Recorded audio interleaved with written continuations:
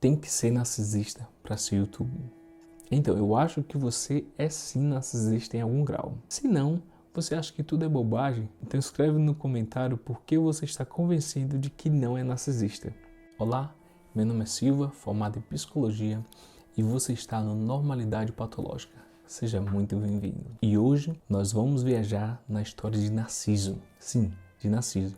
Porque como bom narcisista que é, não deixe espaço para o outro. Depois de ouvir a música Narcisista, fiquei louco para escrever ou simplesmente refletir sobre o seu narciso. E achei-me novamente na luta para escrever um roteiro para mais um vídeo no YouTube. Não é fácil ter um canal no YouTube, principalmente no começo, que você precisa fazer simplesmente tudo. E sem falar que você precisa conciliar trabalho, família, tempo de descanso, YouTube, que pelo menos no meu caso, consome muito mais tempo do que eu gostaria. É nessas horas que você precisa do narciso, que no meu caso, muitas vezes está dormindo, mesmo que ele entre em cena sempre que ele julga necessário. Ele não gosta muito de trabalhar para isso. Se tudo acontecer tipo como algo mágico, ele fica muito grato, obrigado. Na facul eu não fiz muitas análises sobre o narciso. Na verdade, eu nunca fiz. A história do coitado era sempre usado como um meio para o fim. Contava-se a história, tirava-se uma conclusão lógica e já usava como base de argumento para algum conceito da psicologia. Mas eu vou fazer aqui como eu fazia muitas vezes na facul. A minha análise era sempre ou quase sempre não óbvia, o que muitas vezes os professores, acho que tentando ser didático, faziam, com exceção do Felipe Jesuíno. Eu acho que eu já disse isso aqui. O cara é monstro. Também psicologia analítica ou profunda, como diz na Alemanha, a aula do cara era boa demais. Mas não vamos perder o fio da meada. Vamos lembrar de forma brevíssima a história de Narciso, um jovem bonito que conhece uma bela jovem chamada Eco. Essa que repetia sempre e somente a última palavra que Narciso falava. Resultado, ela levou um fora dele. Ele não fica muito bem com a situação, mas logo encontra um sujeito lindo, bem diante dos seus olhos. Ele mesmo. E como termina alguma das histórias, ele, apaixonado por sua própria imagem, lança-se em seus braços, ou no reflexo seu, no espelho da superfície das águas, e morre. Isso mesmo, é uma história trágica. Agora eu gostaria que você fizesse um exercício de ouvir como se você fosse Narciso, onde você e o ego dele se confundem. Vamos lá? Eu li algumas análises e a própria história, ou muitas delas, os autores falam muito sobre a Eco. Quem era, família, história de vida, causas e consequências de suas atitudes. Porém, nós estamos falando do Narciso em pessoa. Não tem lugar para mais ninguém. Eu chamaria a Eco de o ego. A Eco não é nada mais que uma extensão do eu, do Narciso. Se nós partirmos do princípio de que nós somos palavras, palavras sonhadas, ditadas, materializadas e, por que não dizer, repetidas, Narciso é Eco, Eco é Narciso.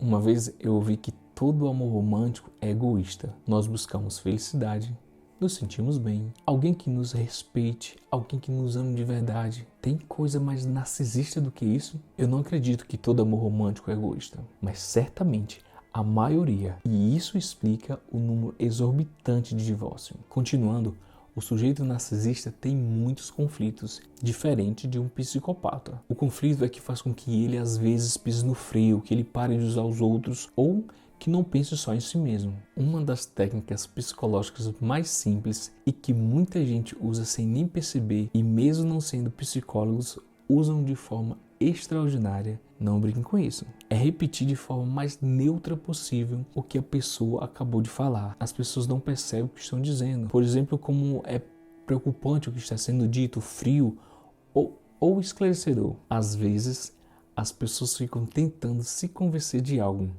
Ela fica repetindo dezenas de vezes até que ele escute de alguém o que ela acabou de dizer e bum! A mágica acontece. A ficha cai. Opa, essa é para quem é mais velho. Só que às vezes o resultado pode ser bem diferente. Ter contato com seu eu não muito simpático, egoísta, narcisista pode ser cruel ou forte demais. E é o que parece que aconteceu com Narciso depois de se perceber parcialmente através de Eco. Algumas histórias começam falando que o pai de Echo sai para buscar prazer com outras mulheres e a Echo fica enrolando a mãe para ela não perceber. Essa, por sua vez, pune a filha.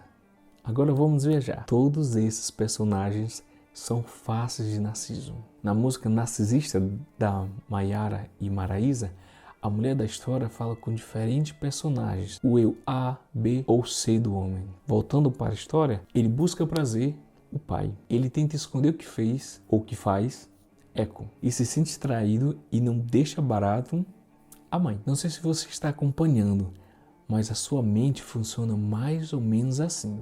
Você busca prazer, você se convence que isso é bom, depois você se sente mal, até traído por você mesmo, você se convence que não poderia ou talvez não deveria fazer ou ter feito o que fez, se sente culpado, pune você mesmo, aí, em algum momento, consciente ou apenas anestesiado, o ciclo, ou melhor, esse 8 de altos e baixos começa tudo outra vez. Eu fico me perguntando se a ênfase em outros personagens não é uma tentativa de amenizar a loucura de Narciso.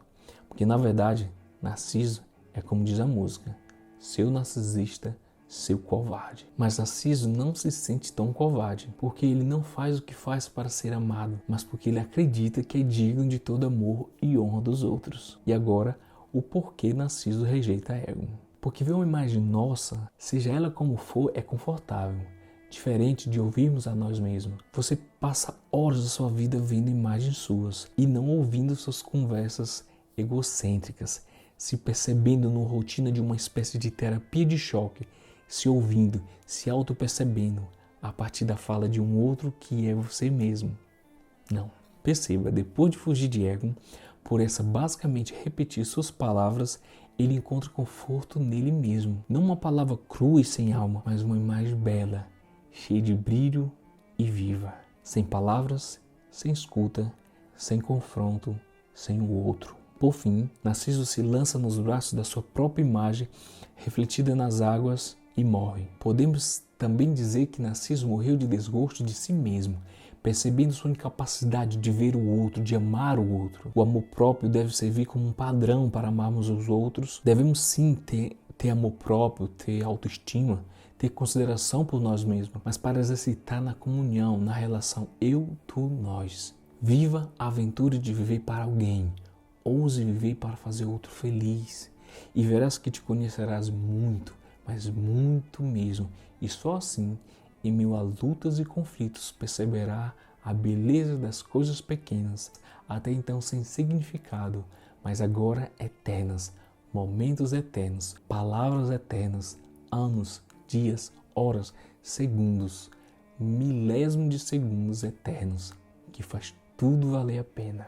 E sim, tem que ser narcisista para ser YouTube. Mas é bom que seja consciente para você não se tornar refém dele. Porque é preciso se sentir pelo menos um pouco interessante. Tem que acreditar que mesmo que agora eu estou falando para uma câmera, alguém vai assistir e apreciar como se fosse um interessante diálogo. Tem que se sentir bem para superar as possíveis críticas que virão. Tem que superar a autocrítica, a autopiedade. Se Narciso sabe lidar realmente com isso, é difícil dizer. Mas certamente ele tem iniciativa, postura e autoestima. Mas não esqueça, Narciso é como os cães de grande porte e ou de raça consideradas perigosas. Ele precisa usar focinheira. Do contrário, ele certamente vai agredir e machucar você e as pessoas próximas. Se você confessa que também é narcisista em algum grau, deixa um like aqui. Se não, você acha que tudo é bobagem? Então escreve no comentário por que você está convencido de que não é narcisista. Pelo menos em algum grau.